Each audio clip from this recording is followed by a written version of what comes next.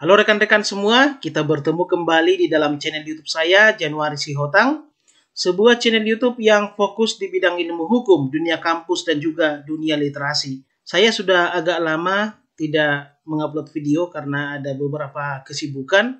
Cuma karena saya lihat banyak permintaan, khususnya terkait dengan judul-judul skripsi, maka saya sempatkan untuk membuat video ini. Dan video ini merupakan bagian keempat dari 5 bagian yang saya rencanakan.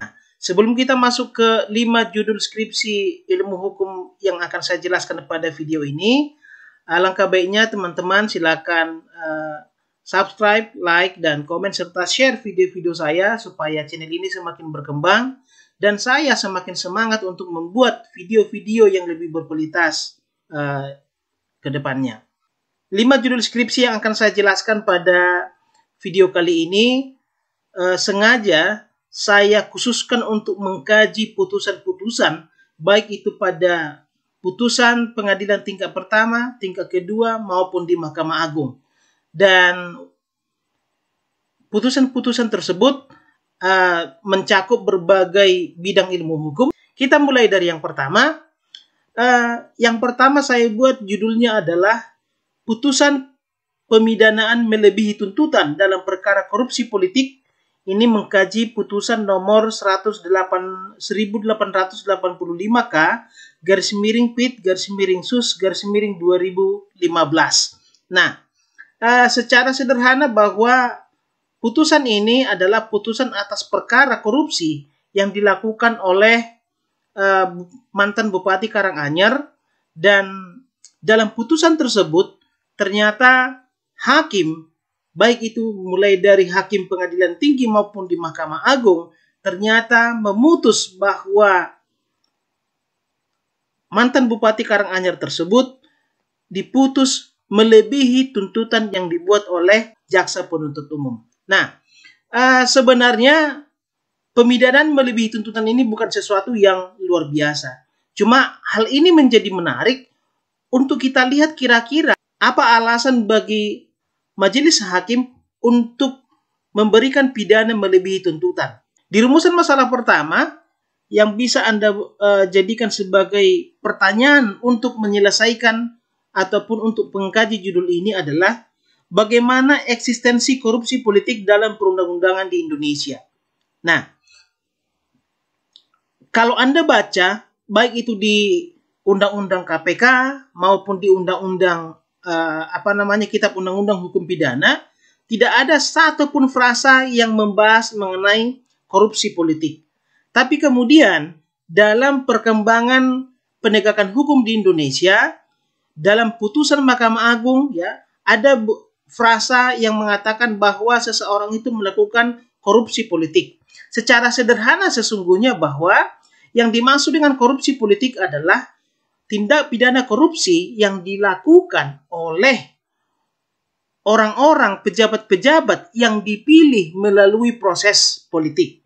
Misalnya dilakukan oleh kepala daerah maupun dilakukan oleh anggota-anggota legislatif. Nah, itu bisa Anda jelaskan nanti di rumusan masalah yang pertama.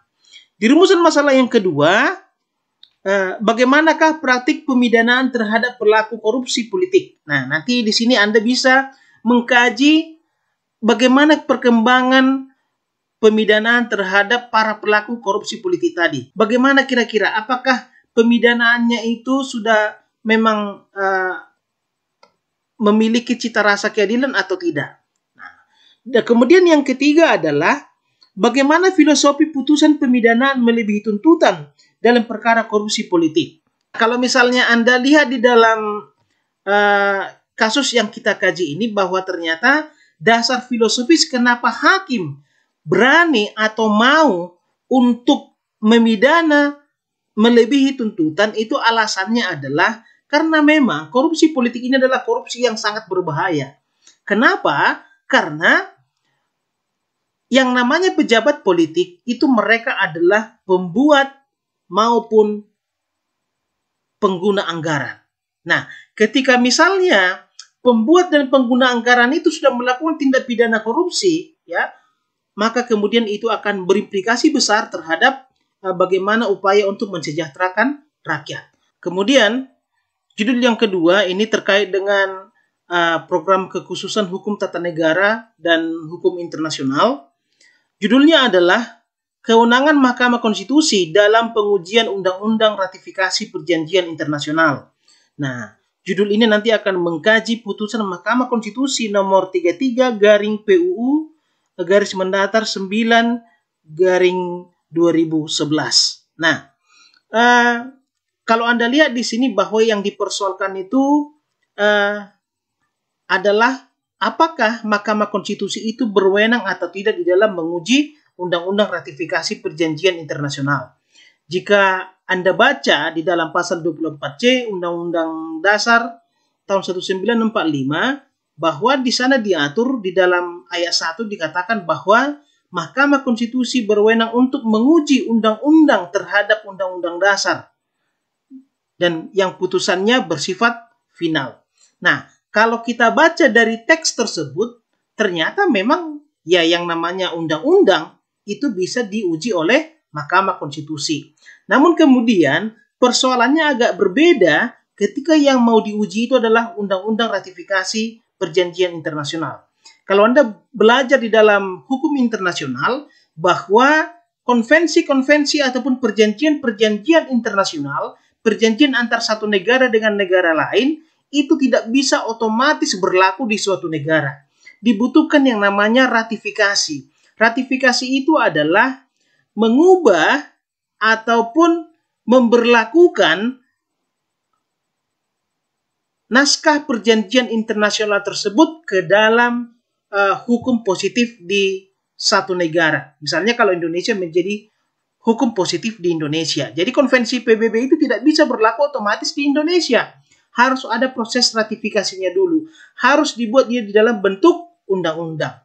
Dan isi daripada undang-undang ratifikasi perjanjian internasional ini bukan seperti undang-undang yang kita ketahui selama ini. Isinya itu hanya 2 pasal, yaitu bahwa undang-undang itu menyatakan konvensi ataupun perjanjian internasional nomor sekian tahun sekian itu bisa berlaku di Indonesia. Makanya kemudian kalau undang-undang ratifikasi perjanjian internasional itu diuji oleh Mahkamah Konstitusi, maka putusannya itu hanya ditolak atau diterima. Dan itu harus secara keseluruhan, tidak bisa dia pasal per pasal karena isinya hanya 2 pasal, berlaku atau tidak berlaku. Itulah yang kemudian yang mau dikaji di dalam rumusan masalah pertama di sini saya buat adalah bagaimana kewenangan Mahkamah Konstitusi dalam menguji undang-undang ratifikasi internasional menurut sistem hukum Indonesia dalam putusan Mahkamah Konstitusi nomor 33 PUU 9 2011. Jadi kalau Anda baca di dalam putusan ini, ternyata putusan ini adalah terkait dengan pengujian Undang-Undang nomor 38 tahun 2008 tentang Piagam ASEAN. Jadi di dalam undang-undang itu ya, isi daripada Piagam ASEAN yang dimasukkan di dalam undang-undang tersebut adalah bahwa ternyata akan diberlakukan pasar bebas ASEAN, ya, free trade ASEAN. Nah, menurut para pemohon bahwa ternyata Piagam ASEAN ini tidak sesuai dengan pasal 33 Undang-Undang Dasar 1945. Karena di dalam Piagam ASEAN itu dikatakan akan ada pasar bebas. Ternyata di dalam pasal 33 Undang-Undang Dasar 1945 diatur bahwa bumi, air, dan segala kekayaan alam yang terkandung di dalamnya itu dikuasai oleh negara, lalu kemudian dimanfaatkan sebesar-besarnya untuk kemakmuran rakyat. Dan kemudian ada juga di pasal berikutnya dikatakan bahwa cabang-cabang produksi yang menguasai hajat hidup orang banyak itu dikuasai oleh negara. Artinya apa? Bahwa tidak semua hal itu bisa diperdagangkan secara bebas. Ada sumber-sumber daya alam yang merupakan basis ataupun memenuhi kebutuhan dasar manusia atau masyarakat Indonesia itu dikuasai oleh negara dan tidak bisa dimasukkan di dalam persaingan bebas. Makanya kemudian pemohon mengatakan bahwa ternyata Piagam ASEAN itu bertentangan dengan bunyi ataupun isi daripada Undang-Undang Dasar 1945. Itu. Kemudian di rumusan masalah yang kedua adalah bagaimana dampak eksternal dilakukannya judicial review terhadap undang-undang ratifikasi dihubungkan dengan prinsip pacta sunt servanda. Nah, kalau Anda belajar di hukum internasional bahwa pacta sunt servanda ini adalah perjanjian itu menjadi undang-undang bagi mereka yang menyepakatinya. Di satu sisi kita sudah sepakat dengan dunia internasional, tetapi ternyata di sisi lain sistem hukum kita mengatakan bahwa perjanjian internasional itu harus batal, ya. Undang-undang yang meratifikasi perjanjian internasional itu harus dibatalkan. Nah, yang perlu Anda kaji kemudian adalah apa dampaknya kira-kira? Ya, apakah misalnya ketika undang-undang ratifikasi perjanjian internasional itu sudah dibatalkan, lalu otomatis kesepakatan kita di dalam perjanjian internasional tersebut menjadi batal? Nah, menurut konvensi Wina bahwa hal itu tidak bisa.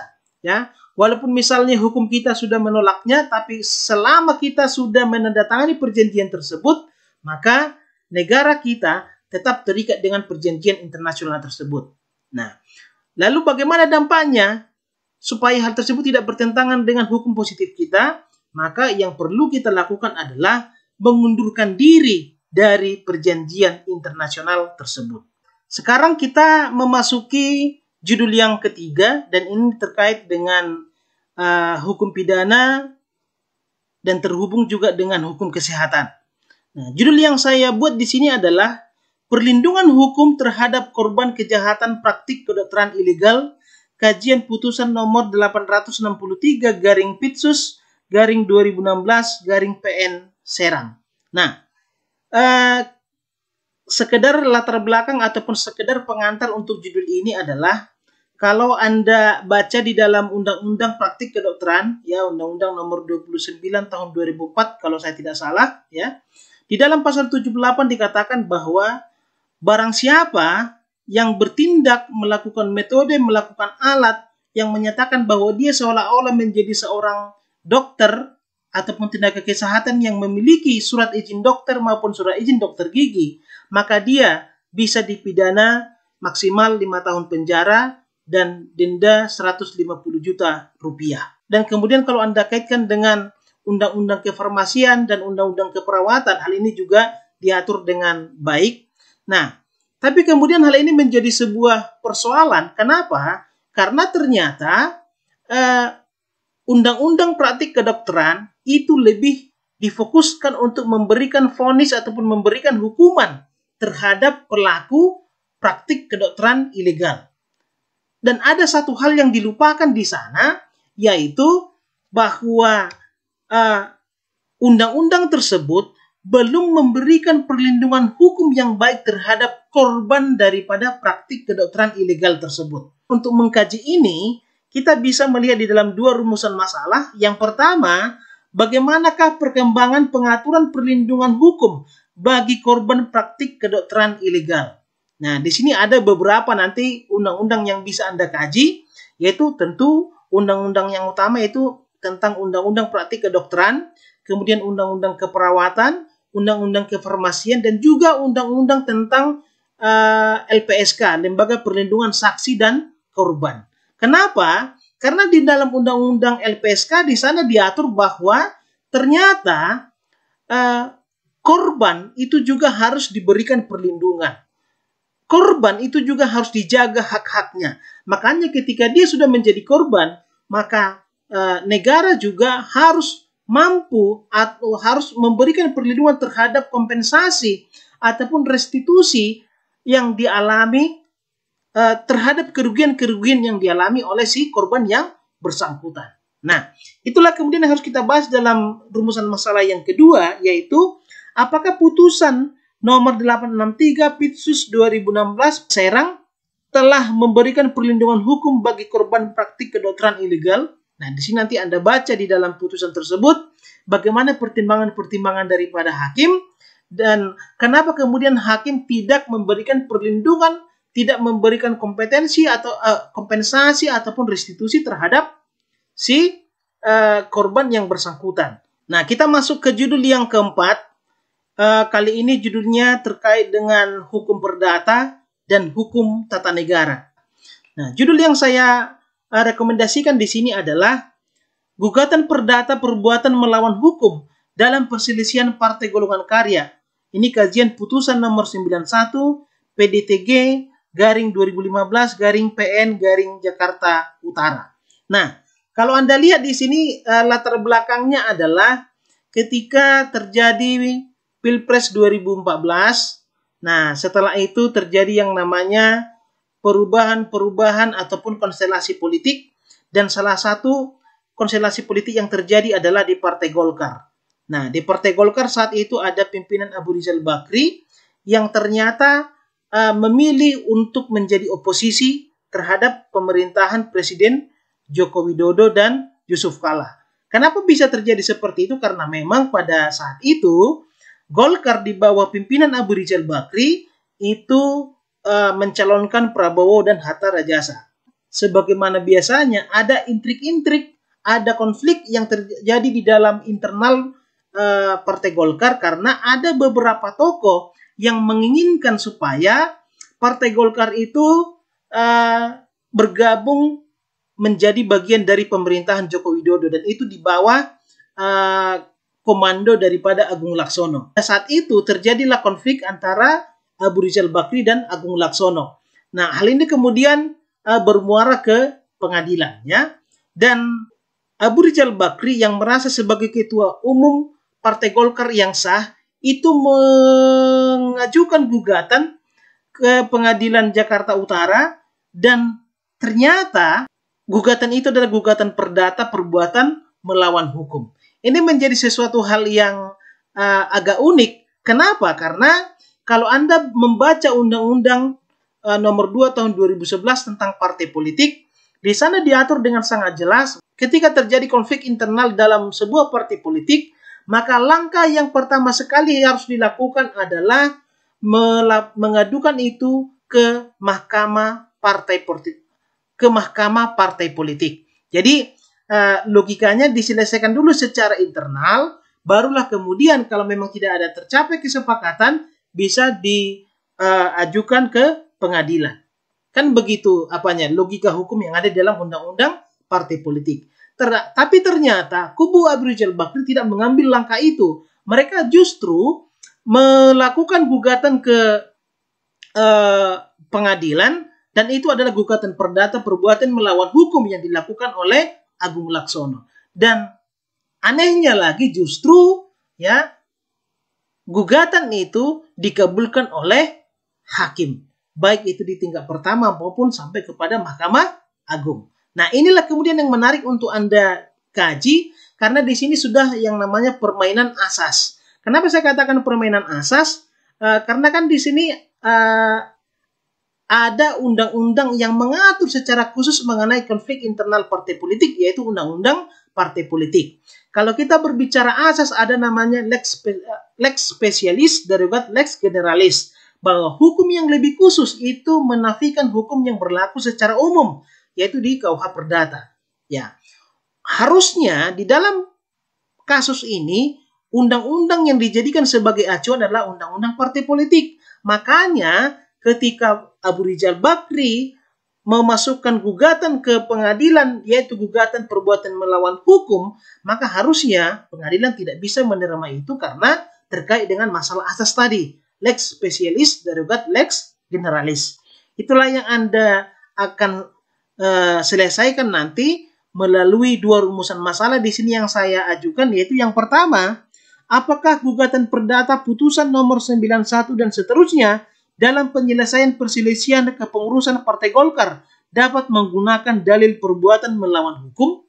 Nah, silakan kaji nanti di situ dengan memainkan asas yang saya jelaskan tadi. Lalu kemudian di rumusan masalah yang kedua adalah bagaimana status hukum dari putusan Mahkamah Agung nomor 96 dan seterusnya atas sengketa kepengurusan Partai Golkar yang membenarkan pada dalil perbuatan melawan hukum. Nah, seperti yang saya katakan tadi, walaupun gugatan yang diajukan oleh Abu Rizal Bakri adalah gugatan perdata, yaitu perbuatan melawan hukum, ternyata hakimnya baik di tingkat pertama maupun di tingkat Mahkamah Agung justru mengabulkan gugatan tersebut. Nah, dan itu sudah berkekuatan hukum tetap. Nah, padahal dengan sangat nyata kita lihat di sini ada permasalahan asas ya, bahwa harusnya yang berlaku bukanlah KUH Perdata, tetapi yang berlaku adalah undang-undang partai politik. Tapi sesuai dengan yang namanya asas juga ya, res judicata, bahwa ketika putusan itu sudah dibacakan, maka itu sudah harus dianggap benar. Dan ketika misalnya putusan itu sudah berkekuatan hukum tetap dan tidak ada lagi upaya hukum yang bisa dilakukan, ya, maka kemudian kita harus menerima putusan dari hakim tersebut. Baik, kita lanjut ke judul yang terakhir. Di judul ini terkait antara program kekhususan hukum pidana dan hukum tata negara. Ya, judul yang saya ajukan di sini adalah kontroversi delik penghinaan presiden atau wakil presiden dalam RKUHP, kajian putusan Mahkamah Konstitusi nomor 013/022 PUU 4/2006. Nah, sekedar latar belakang di dalam munculnya putusan Mahkamah Konstitusi ini adalah bahwa di dalam pasal 134, 136, dan 137 KUHP, di sana diatur dengan sangat jelas mengenai penghinaan terhadap seorang presiden dan bisa dijatuhi hukuman maksimal 6 tahun penjara. Nah, kalau kita lihat bahwa ternyata adanya pasal penghinaan terhadap presiden ini dianggap sebagai salah satu pasal yang menghambat proses demokratisasi di suatu negara, terutama di Indonesia. Padahal di sisi yang lain bahwa perubahan Undang-Undang Dasar 1945 sudah mengatur dengan sangat jelas di sana adanya kebebasan untuk mengeluarkan pendapat, baik itu secara lisan maupun secara tulisan. Oleh karena itu, di dalam putusan ini Mahkamah Konstitusi menganggap bahwa rencana untuk membahas kembali, rencana untuk memasukkan kembali pasal penghinaan terhadap presiden ataupun wakil presiden di dalam perubahan ataupun di dalam rancangan Kitab Undang-Undang Hukum Pidana itu sudah tidak sesuai lagi, sesuai dengan kebijakan hukum pidana. Nah, untuk mengkaji ini, teman-teman bisa memasukkan dua rumusan masalah yang saya buat di sini. Yang pertama adalah bagaimana kontroversi delik penghinaan presiden atau wakil presiden dalam RKUHP tahun 2019 dikaitkan dengan teori kebijakan hukum pidana dan putusan Mahkamah Konstitusi nomor 013 dan seterusnya. Nah, ini tadi sudah saya jelaskan bahwa ternyata sesuai dengan kebijakan hukum pidana yang tujuan akhirnya adalah untuk menciptakan kesejahteraan rakyat, maka saya rasa pasal penghinaan terhadap presiden ini tidak perlu ada. Ya, alangkah lebih baik misalnya kalau pasal penghinaan yang berlaku terhadap presiden itu sama dengan pasal penghinaan yang berlaku terhadap masyarakat biasa. Karena setiap orang itu bersamaan kedudukannya di dalam hukum dan pemerintahan. Bukan berarti misalnya kalau menghina presiden itu tidak bisa dipidana, ya, tetap bisa dipidana, tapi posisinya tidak lagi sebagai hak privilege, posisinya tidak sebagai hak istimewa, tetapi hak presiden di sana sudah sama seperti masyarakat biasa. Itu ya. Kemudian yang kedua adalah apakah pemerintah dan DPR mempunyai argumentasi hukum yang kuat untuk melegislasikan kembali delik penghinaan presiden atau wakil presiden dalam RKUHP dikaitkan dengan putusan Mahkamah Konstitusi nomor 013 dan seterusnya dan hak asasi manusia dalam menyampaikan pendapat. Nah, kalau kita kaji berdasarkan putusan MK ini yang mengatakan bahwa sudah seharusnya pasal 134, 136, dan 137 KUH pidana itu dihapuskan karena tidak sesuai dengan hak asasi manusia dan juga demokratisasi yang ada di negara kita. Oleh karena itu, alangkah baiknya kemudian di dalam rumusan masalah yang kedua ini, DPR maupun Presiden tidak memiliki alasan yang kuat lagi untuk kembali memasukkan pasal penghinaan Presiden dan Wakil Presiden terhadap rencana perubahan KUHP yang baru. Nah, inilah kemudian nanti bisa Anda tambahkan pendapat-pendapat para ahli karena ini juga masih hangat diperbincangkan hingga saat ini. Oke teman-teman, saya rasa demikian. Semoga judul-judul yang saya berikan ini bisa menjadi inspirasi, bahkan bisa Anda jadikan sebagai judul skripsi Anda dan semoga perkuliahan Anda cepat selesai. Oke, saya rasa demikian. Terima kasih, selamat belajar.